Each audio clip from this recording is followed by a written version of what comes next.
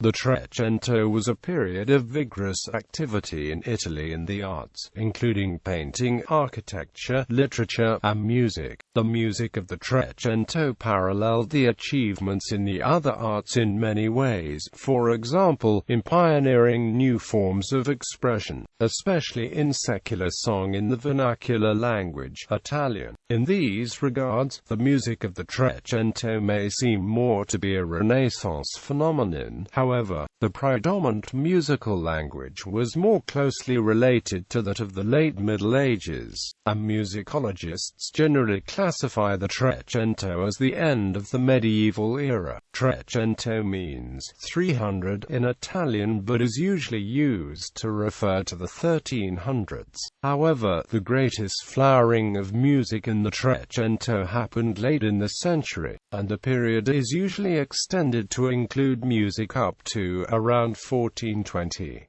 History, background and early history. Very little Italian music remains from the 13th century, so the immediate antecedents of the music of the Trecento must largely be inferred. The music of the troubadours, who brought the lyrical, secular song into northern Italy in the early 13th century after they fled the home regions, principally Provence, during the Albigensian Crusade, was a strong influence, and perhaps a decisive one. Many of the Trecento musical forms are closely related to those of the troubadours of more than a century before. Another influence on Trecento music was the conductus, a type of polyphonic sacred music which had the same text sung in all parts, textually. Trecento secular music is more like the conductus than anything else that came before, although the differences are also striking, and some scholars have argued that the influence of the conductus has been overstated. Some of the poetry of Dante Alighieri was set to music at the time it was written, but none of the music has survived. One of the musicians to set Dante's poetry was his friend Casella, memorialized in Canto 2 of Purgatorio. Poems of Dante set by others included canzoni and ballad. If they were similar to the other earliest ballad, they would have been monophonic. Though the pioneering music theory of Marchetto da Padova was written in this early period, the influence of his treatise on notation, the Pomerium, is largely seen in the manuscripts of the succeeding generations. Marchetto, building on the innovations of Petrus de Cruz, described a system of division of the breve into 2, 3, 4, 6, 8, 9, or 12 semibreves with dots indicating breaks at the end of a breve. Although more Trecento music is written in the international system of notation descended from Franco of Cologne and Philippe de Vitry than in the Marchettian system, nonetheless, Marchetto's contribution to rhythmic notation is so connected with the Italian Trecento that it is often referred to as simply Italian notation. Birth of the Trecento style. Much of the earliest polyphonic secular vocal music of the Trecento to survive is found in the Rossi Codex and includes music by the first generation of composers to craft a uniquely Italian style. Though many works of this generation are anonymous,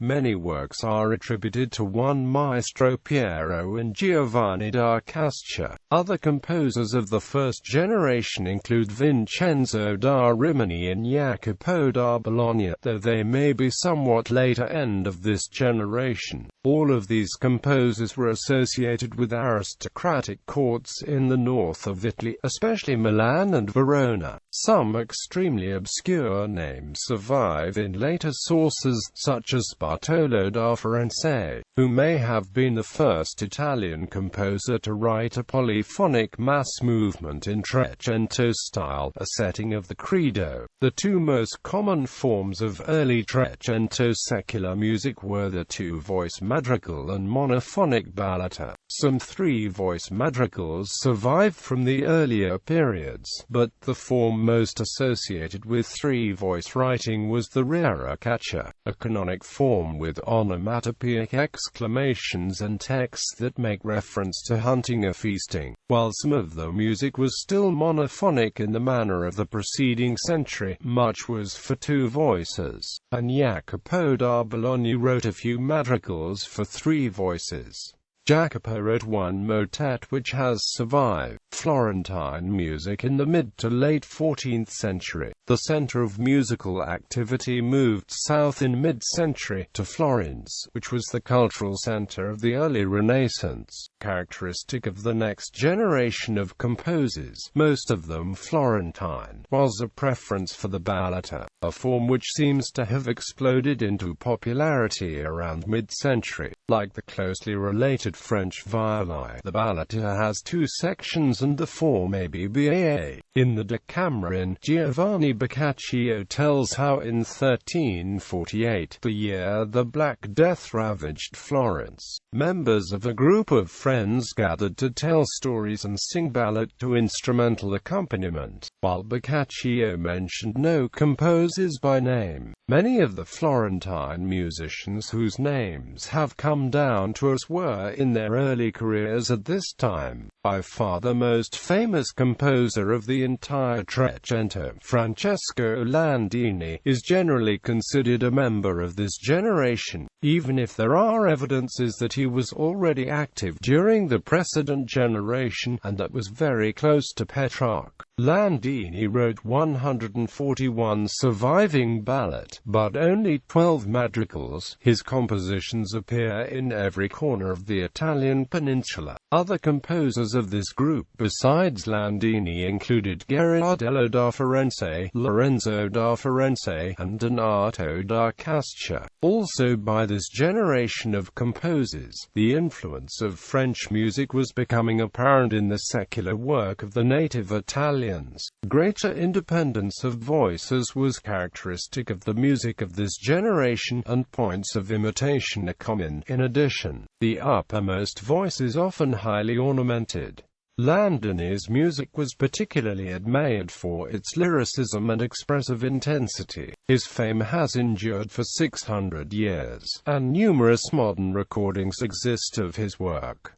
Trecento music during the Great Schism. The last generation of composers of the era included Nicola da Perugia, Bartolino da Padova, Andrea da Firenze, Paolo da Firenze, Matteo da Perugia, and Johannes Ciconia, the first member of the group who was not a native Italian. Though the principal form remained the ballata, a resurgence of the madrigal shows an interest in earlier music. This interest is accompanied by renewed interest in purely Italian notation. In many works by the newest generation, the ornamentation of the parts is considerably less than in the music of the preceding group of composers, while other compositions are as ornamented as any in the earlier Trecento.